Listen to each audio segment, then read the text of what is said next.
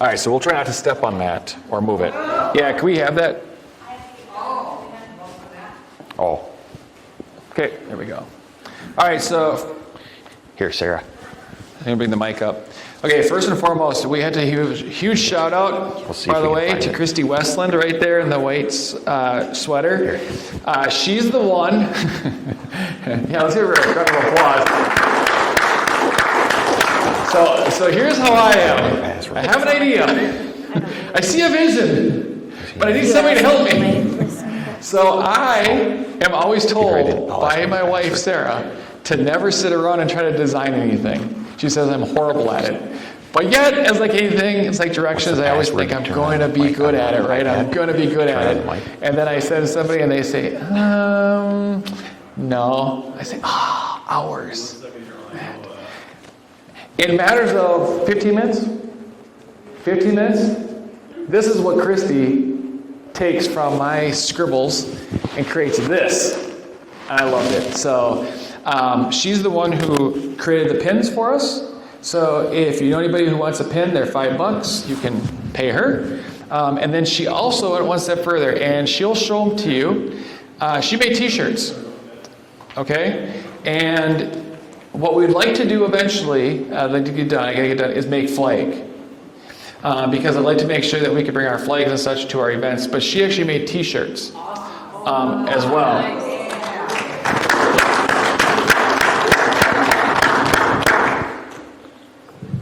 So,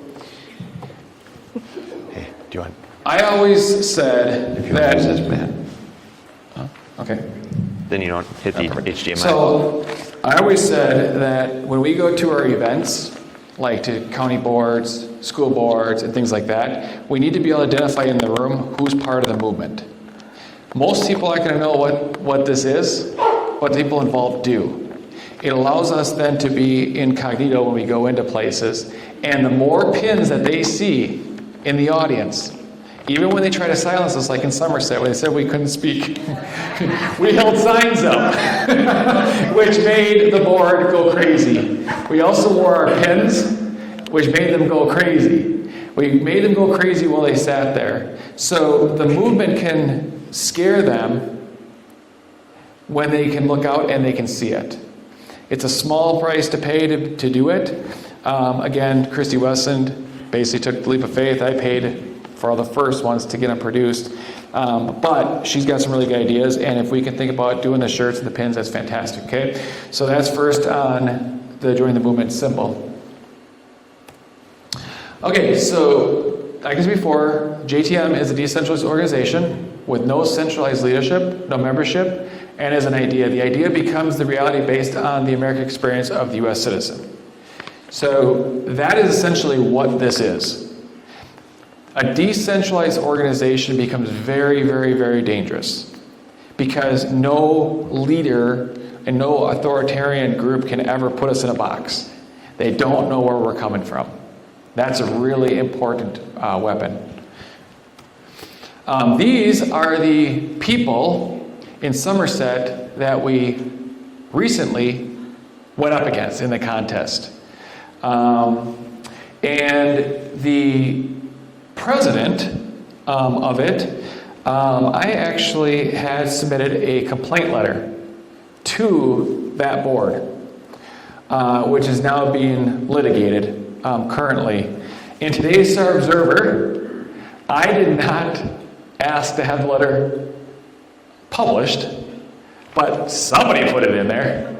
And they attached it to myself, former chairman of the Republican Party of St. Croix County.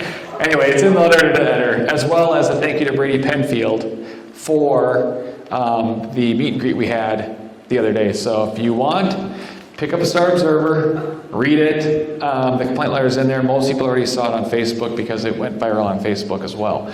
However, I'm not a big, I have no fans on the Democrat liberal side of Somerset, to say the least. I do want to go back really quick, though, because we have people who are going to tune into this who don't know the story. So that person in that chair, her name is Danny Erickson. She is a Somerset board member. She is newly elected. She ran on a We the People give the voice to people, be transparent with the people. She's on the policy platform committee. She was the only person who stood up against everybody else.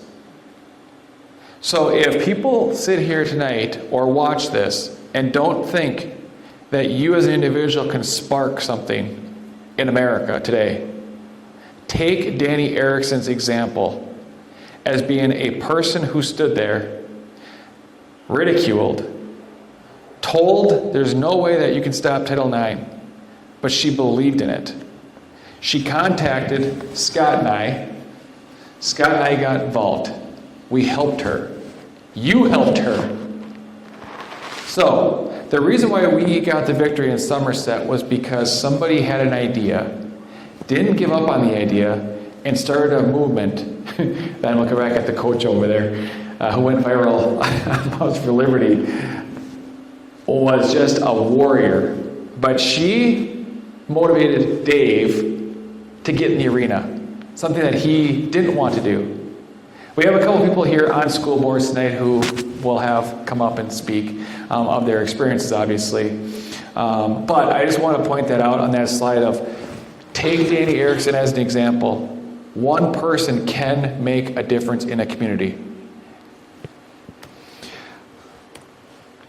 This is a slide that we started with early on. Scott Miller, by the way, FYI, for those who don't know, he has been a warhorse for me for the last 4 years. He did the things I couldn't do while I was chairman. He has always raised his hand and said yes. He's donated his truck. He's donated his time. He is amazing. He was actually the guy who came to me and said, Matt, I know you want to tackle Second Amendment. I know you do. We need it. And he's a Second Amendment guy. He tackled it. But he said, Matt, we need to put our efforts behind Title IX. I said, Scott, let's do it. So that's how we got in. So he even got me to go down the path of Title IX. So we should all give a round of applause to Scott because Scott did step up and push this. And there is a town hall that you can go back and watch, but I think there's not a time in all politics or community gatherings where I ever was so moved by somebody who had the purest intentions. During the town hall, you may be mad, he literally was channeling, I think, in that town hall, his girls. He was brought to such an emotional state at that town hall that was being filmed that he felt embarrassed for his emotions coming out. But that's how passionate we have to be about America. That's how passionate we have to be about each other. Because these things that are happening in our government and our world affects each and every one of us. So if we would have that same type of emotion that came to Scott in that moment, I think we would have been in a very different place in our discussions and in our politics today. So I really thank Scott for being able to be open and be able to be emotionally, present, and to be able to have that kind of emotional response deep down. That was him. That was his fight. That was the idea he was thinking about in that moment. So I really thank Scott for opening up and being vulnerable to show me, how much this Title IX situation meant. I think it actually reinforced me to work even harder to get this done because of what I saw Scott do. So that's my point on that. But this is what Scott did as one of the things. He was able to educate people on what Title IX rules were. This is when we really didn't know what it was. He spent hours digesting this, and he actually boiled it down to people so they could actually understand what we were actually fighting. And being able to translate that to us so we knew exactly what talking points to use. I think it went to 1,500 pages, right?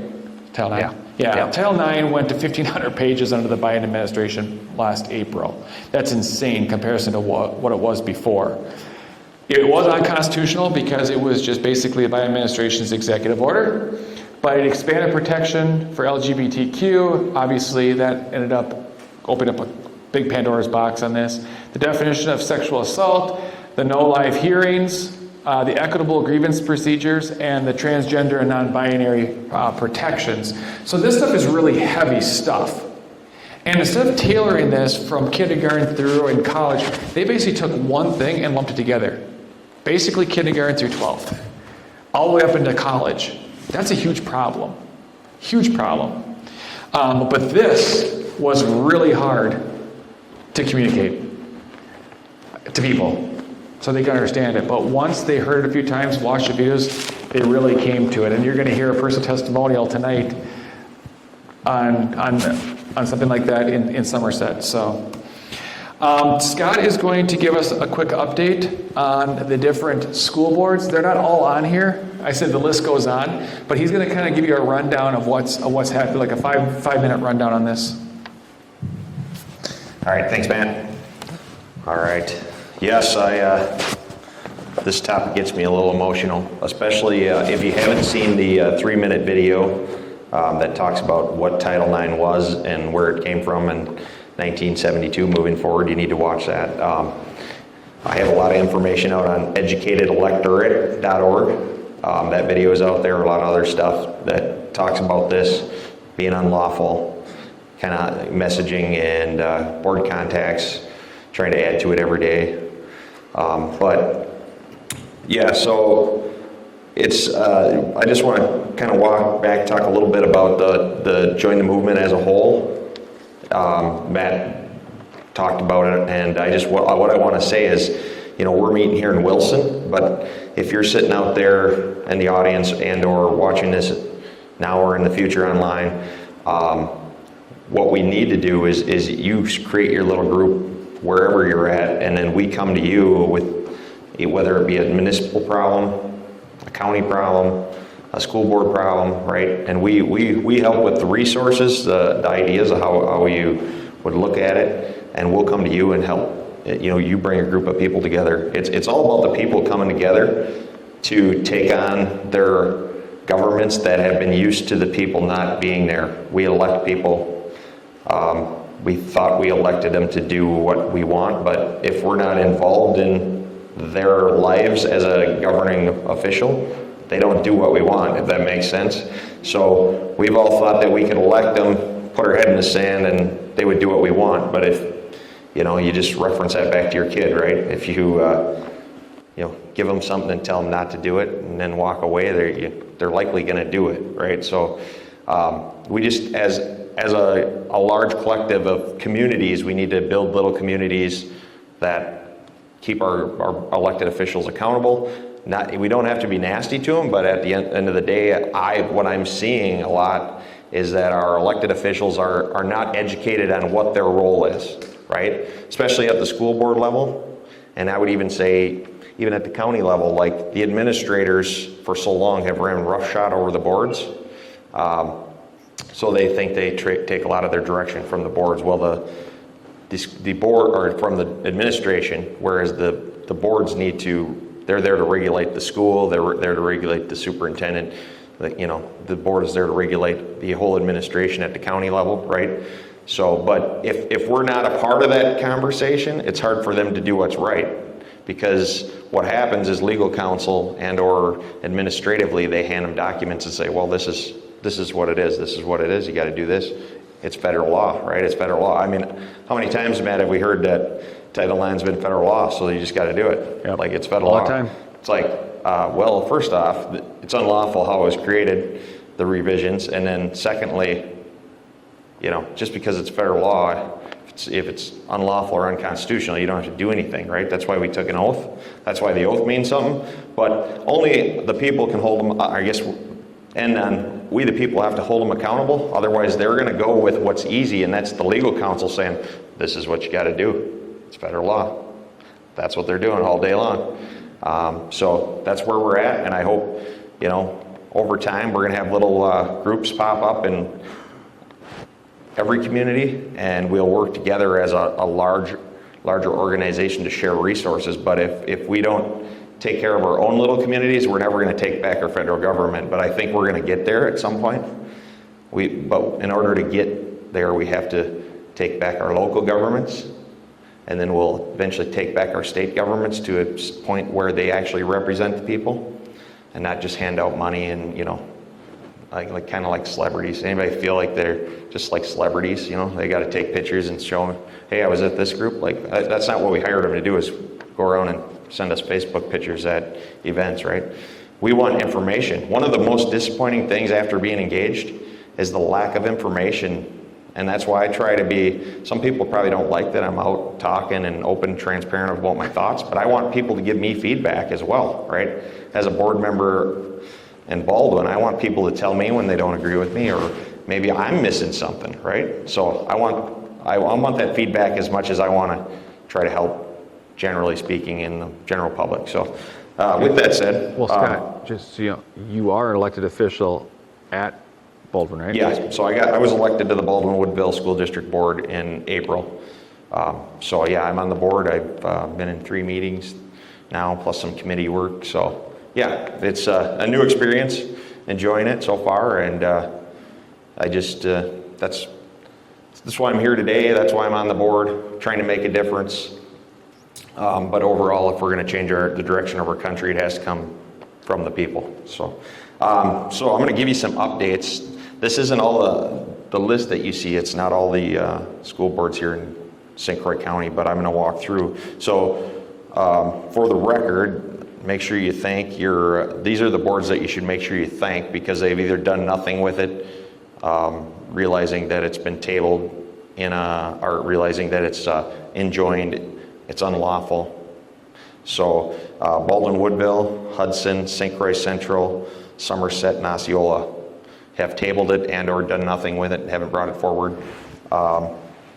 Coming up here on August 19th, we got two large boards here that we need to spread the word. New Richmond and River Falls on August 19th very likely could take a vote to push it through. So we need to reach out. If you know somebody in the New Richmond district or the River Falls district, there's a tab on there that educatedelectorate.org where you can go there. It says Title IX revisions.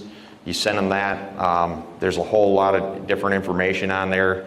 It's not the prettiest thing. It's been pretty roughshod. I'm trying to get a lot of information out there in as little time I have to work on it. But so we need to get people informed in those districts. Now, the more disappointing districts we're going to talk about, and one of these is in St. Croix County. Turtle Lake they passed it on the first reading. Glenwood City passed it on the first reading.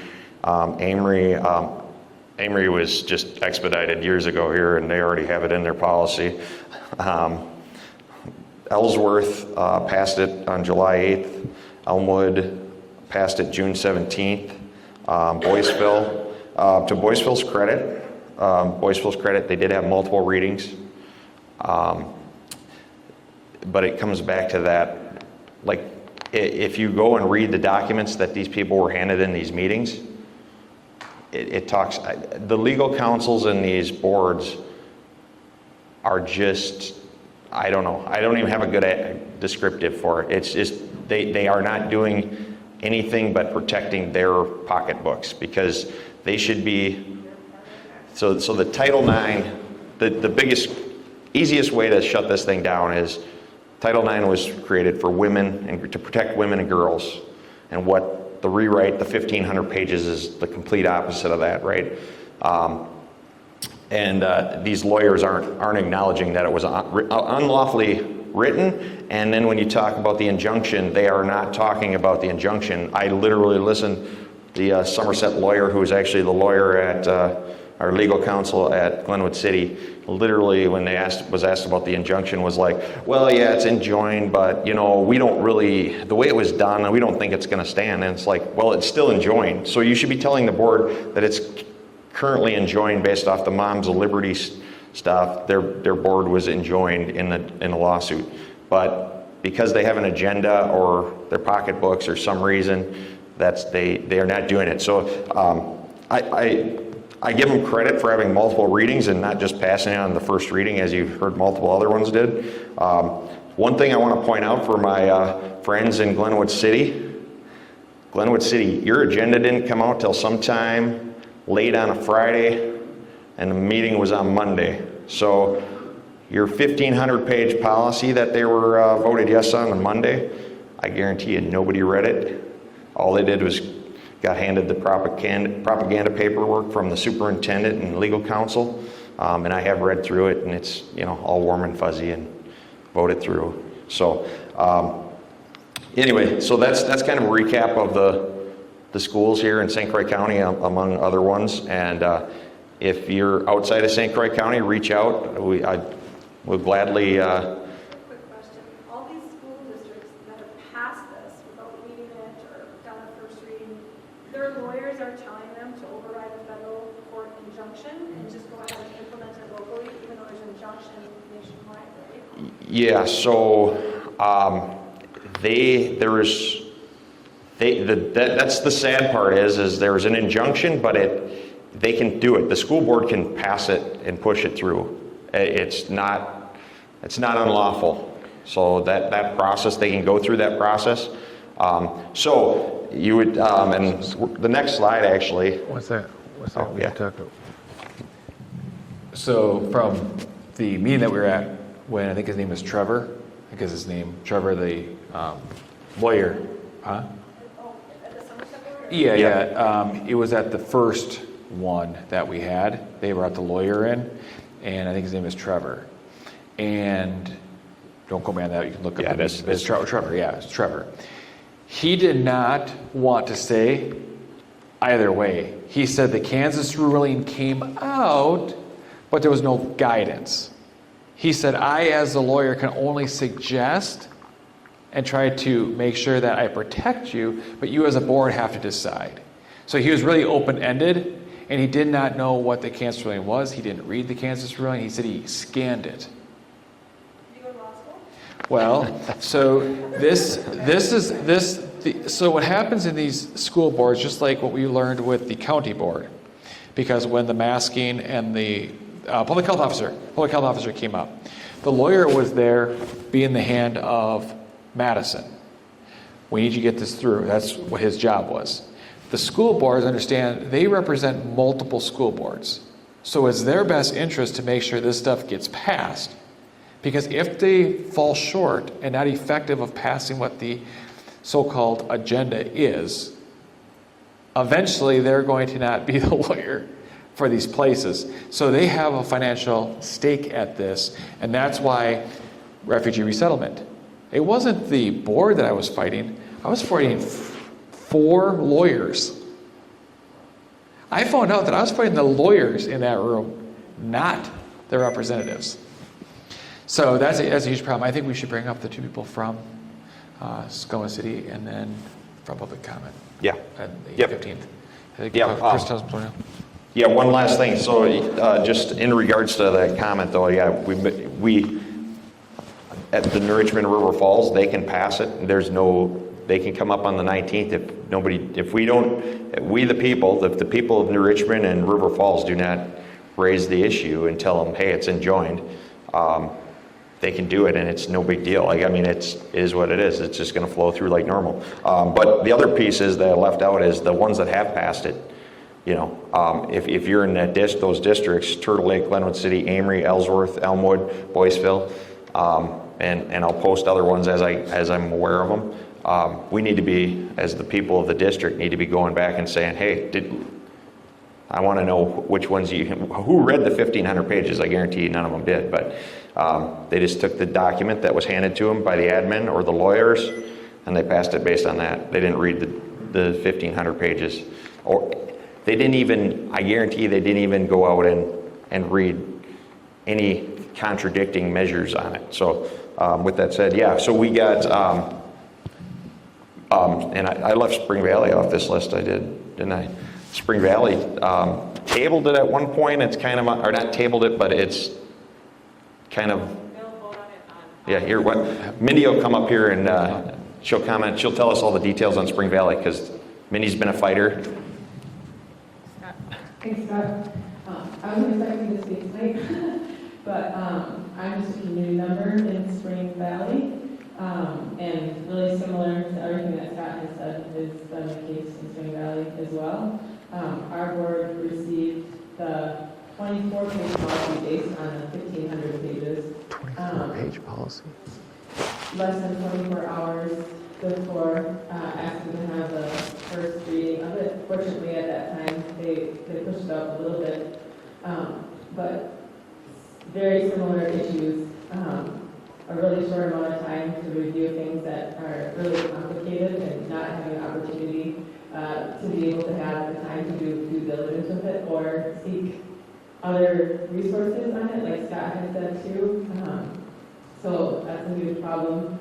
And our superintendent too, really similar to me, is relying heavily on the legal counsel with it, but also what Matt brought up to begin with, I love that we were able to start this with prayer. I just feel like the amazing things and incredible things that God has done in a short amount of time, that is nothing that we could have done on our own, including the injunction, which I believe now is actually up to 20 states that, 21, okay, great, 21 states, full states are covered by the injunction, plus many, many more districts because of the Kansas ruling.